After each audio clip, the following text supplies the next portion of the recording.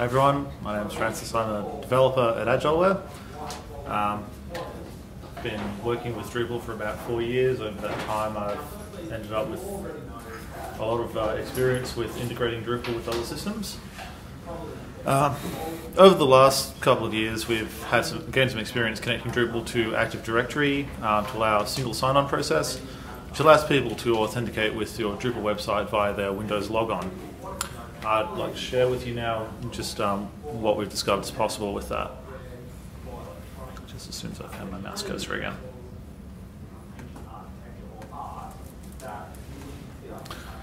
Okay, so what does LDAP and SSO actually allow you to do? So you've got a bunch of users in your Active Directory, you want them to connect to your website. No one really likes doing that kind of thing twice. So what that just lets you do, all of your people in your Active Directory should be able to connect to the website, should just be able to load up the website and log on straight away. Synchronization means that you can manage the permissions between your Active Directory groups and LDAP in a centralized location. And of course, people have the same password in both locations. You don't have to set up multiple policies. And once you've got SSO enabled, once people get to your website, they just load it up, start working, they don't even have to log on again. Sounds great, doesn't it? So, there's a couple of components to setting up your LDAP authentication. Obviously you need a functioning Active Directory server or an equivalent. PHP is going to need an extension loaded so that it can talk to it, and then you're going to need a couple of modules enabled in Drupal so that it can use the PHP extension to talk to Active Directory. All very simple stuff. First things first, Active Directory needs to be set up. You need a key distribution center, a KDC, functioning with that. People need to be able to log into that. This is exactly the same thing which covers your Windows login and the credentials, which allows people to go to a different workstation and just log in there as well. Secondly, you need some LDAP support in PHP. It's actually part of the main PHP source code. It's often bundled in a different package. If you're working on Windows it isn't, but most of the time it's sort of an extra piece of software that you just add to PHP and get it working. So then we get to the actual Drupal configuration. Talked about the 4 modules which you need there: servers, users, authentication, authorization if you want people to be able to use their LDAP groups. Authorization is not strictly necessary, but it's part of the group there. So the first thing you need to set up is your connection to your LDAP server. This is possible through the servers module. You've got basic settings to use: server name, what port you connect on, whether you're using SSL. You should always use SSL for this kind of thing, of course. Make sure you've got that security connecting between your website and your Active Directory server. You can set up your binding method. This is actually the bit that you need for your website to be able to actually search for users to add to the Drupal installation. This can be pretty much any string which is supported to describe an object in LDAP or Active Directory.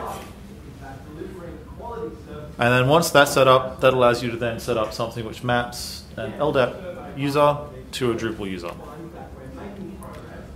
Again, this is pretty much any, call it DN in LDAP, so whatever setup you have there to describe your users, you can then reuse that to map them to Drupal. I should go without saying, although it possibly doesn't, every Active Directory is different. Every Active Directory will have a different setup. Because of this, the ability to actually set up your mapping is extremely flexible. So that's all available in Drupal, and all something you can set up.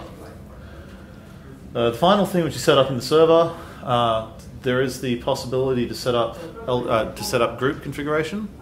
That's pretty much just finding out which part of a user's object has their groups in it, or where else in the server that information is stored.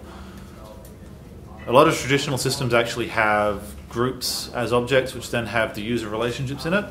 Active Directory sort of works in the other direction as well as having that system, and that's where you can configure which part of the system you actually connect for your LDAP groups. So then we move on to the user settings. So these are the basic settings to determine sort of which server configurations provide users. You can have multiple servers set up to provide users, and then that allows you to then configure further information like what to do when a Drupal user already exists and an LDAP account already exists. So you've got a couple of options there. You can set everything up so that if you've already got an existing system which has your Drupal users in it, you find something which has the same principal name, the same email address, same username, it just updates it with the LDAP credentials and you keep moving. You've got the option of just having the Drupal user, it stays in there, never talks to LDAP. That's probably really the only two options you really want to consider in those situations. The next thing you can configure is actually when provision happens and when synchronization between those accounts happens. Most common setup, I think, in the defaults is to actually, you can just set it up so that when someone logs in the first time, it creates their account in Drupal. Anytime something in LDAP is updated, next time they visit the website, that stuff's updated on their Drupal account as well. You also have the flexibility if you have user profile fields in your Drupal account, things like first name, last name, what department they're in, what organizational unit they're in, that kind of thing. You can derive all of that information from their LDAP profile. Again, pretty much any token which exists in their user object in LDAP can be used in one of these fields.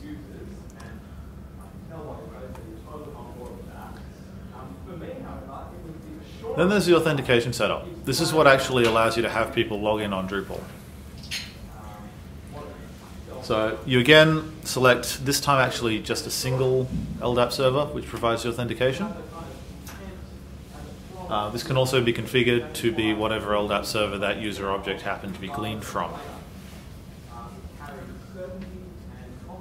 That part's pretty simple. It's just pretty much you select something from a list. So then you get to things like interface customizations.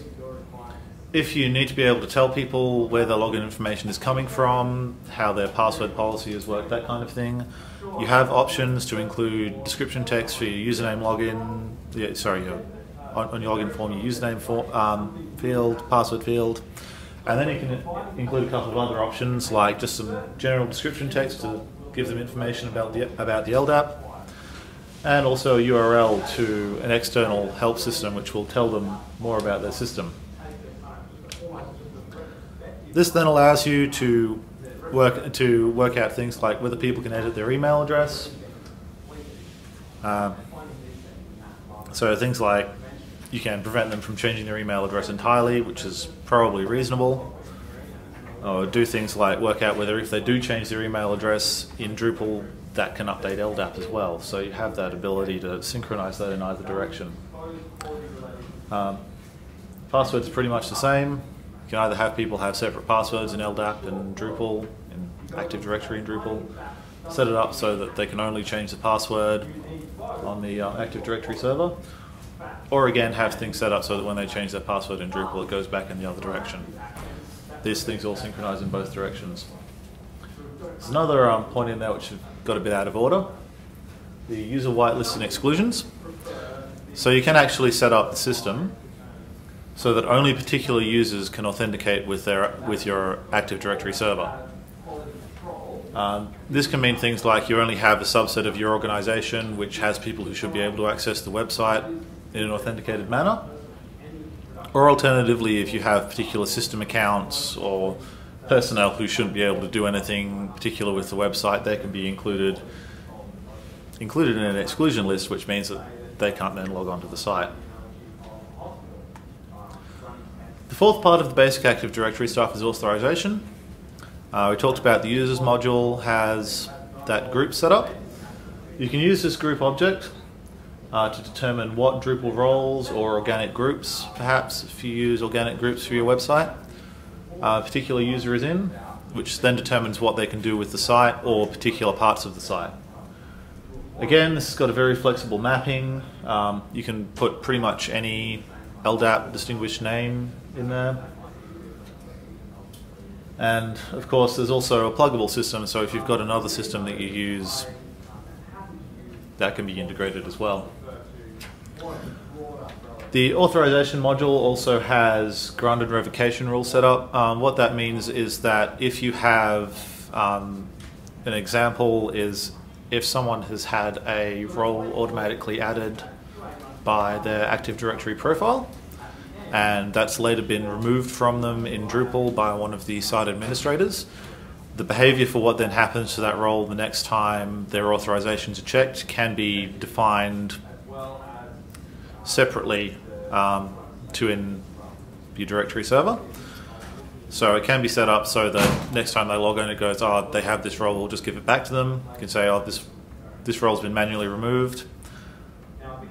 And there's also the option to actually create entirely new roles if something comes up which is not actually available on the website so far. So far we've talked about letting people authenticate with Drupal. It's a lot of hard work to actually get it there. Just while I was preparing this presentation, I set up a Drupal website to communicate with a brand new Active Directory instance, and that took a total of about 4 days. So that's the hard sludge. The payoff is, at the end of it, you can have a system where people just load up your website after they've logged in, and they can start working. That's where single sign-on comes in. Obviously, the first thing you need to get this to work is to have that LDAP set up in place, so that people can log in with their Active Directory login. You then need a few more things. Your web server needs to have support for logging in via Kerberos. It's something that happens between the web server, the operating system, and Active Directory, which is why you then need the web server to be able to actually run the authentication in there. After that, there's a SSO module which is also bundled with the Drupal LDAP modules. So that needs to be configured with the system. And of course, the end product, which uses all of these systems, who uses desktop browsers, then need to be able to communicate with the web server and say, I'm logged in as this user already. So on the operating system side, we've generally used Linux systems to set this up. That involves a couple of extra packages, which is, in our case, we've used the MIT KRB5 libraries. Windows servers have this support built in already. BSD systems are in a similar state to Linux, so whatever you're working on, there is normally a package available which lets you do this. And then you need to be able to configure authentication for the web server. So each server needs to have a computer object in your Active Directory, and then you need to be able to let that log in, which needs a key tab file to be generated. This is something for your domain administrators to do. There is one thing which we came up across every time we've tried to set this up. Often the web servers is on an alias for another domain name, and all the IT security people, all the people doing the policies and setting up the DNS and all that kind of thing, love to use CNAME pointers. They don't work. It just doesn't happen. If you try and connect to Active Directory from a website which is on the CNAME, it just won't work. You have to have actually have to refer to the IP address of the server directly when setting up the DNS record. So in the web server, it uses the HTTP authentication protocols. Anyone who's a web developer here should know about HTTP auth. That's your username and password that pops up in a dialog when something comes along. The web server actually performs the authentication, sets up the Kerberos token. On Linux systems, using Apache, that's provided by a particular modauth curb.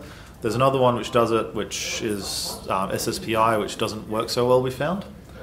And of course, in IIS, this is all sort of something which the system expects to need to do, so that's provided by the negotiate provider, which is the name of the authentication scheme. You need to have things set up so that one location on your website at least actually requires this authentication in order to provide a website. The LDAP SSO functions actually provide a URL which is just user login SSO. This is what we normally set up. It seems to work well. The system then actually has a setup so that if someone doesn't have an authentication token already, they'll get redirected to that URL anyway.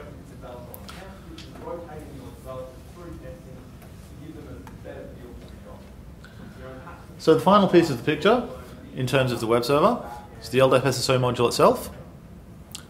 As I've mentioned, it's actually bundled with the LDAP project. And for the most part, you can pretty much just switch it on, and because you've already done all the setup in LDAP, everything should just work. There's a couple of things you can set up. You can have a notification when people have logged in so they know that the website's actually logged them in. It just pops up a message when they go in there. And there's path and host exclusions. So what that means is if you have a part of the website which people should be able to access without logging in first, you can actually include that in a configuration area, which then means when they go to that area, they don't get pushed to the login page. You have the host exclusions, which is also good because it allows you to specify a zone in your intranet or public internet addresses or anything like that, where again the LDAP logon will not be automatically tried by the SSO module. And beyond that, that's actually a very simple module. It pretty much just passes things over to the rest of the setup that you've already done. The final part is the desktop browsers. Pretty much everyone we've worked with this kind of thing for has had a Windows system that's had Internet Explorer on it, and this is very well set up to work with the system. It works by default. You don't have to actually set anything up in there. Your IT people may have actually set up a security policy, however, which locks us down to particular zones so people can only log in from inside the intranet or that kind of thing, and that's very flexible. It's not limited to just these Windows browser, this Internet Explorer setup, however. You can in fact use it from pretty much any major browser on most operating systems. Most things in Windows will just follow the Internet Explorer configuration. Firefox is a little bit different. That requires some advanced configuration under the screen which tells you that it may break your warranty if you go in there. But pretty much everything's available. Finally, while this kind of thing is an expected workflow in Windows workstations, so they're sort of set up to work with Active Directory in the first place, other systems do actually provide support. This is via the very same packages that allow the web server to access the Active Directory to perform the login. So that's any sort of Kerberos libraries. Common ones to use are the MIT ones. Apologies for kind of rushing through that. Does anyone have any questions at all about setting this up? It's Toby. Can the Drupal site push data back to Active Directory, and are there any limitations on what it can and can't push? So what I've discovered is that mostly you can provide data back to the LDAP system. Profile information doesn't seem to have a good setup for it, but most of your other stuff, things like passwords, email addresses, that kind of thing, creating new users and also creating new groups is supported. So you could theoretically set up a Drupal website to be an Active Directory administration tool for the user. It'll get you partway there. It'll get you partway there, and it will cover all the basics for that kind of thing. You mentioned Apache there. Would you bother with trying this in Nginx? Haven't tried to set it up with Nginx. Honestly, I'm not sure that it would have the kind of ecosystem for connecting to that kind of thing. Generally speaking, when we're doing this kind of thing or doing any kind of thing that involves authentication or dynamic content generation or that kind of thing, is that with Nginx it actually acts as a proxy to another system. It might seem a bit heavyweight if you're not using it anywhere else to have Apache in place for that, just behind the Nginx server. Haven't looked too far into what other systems are available.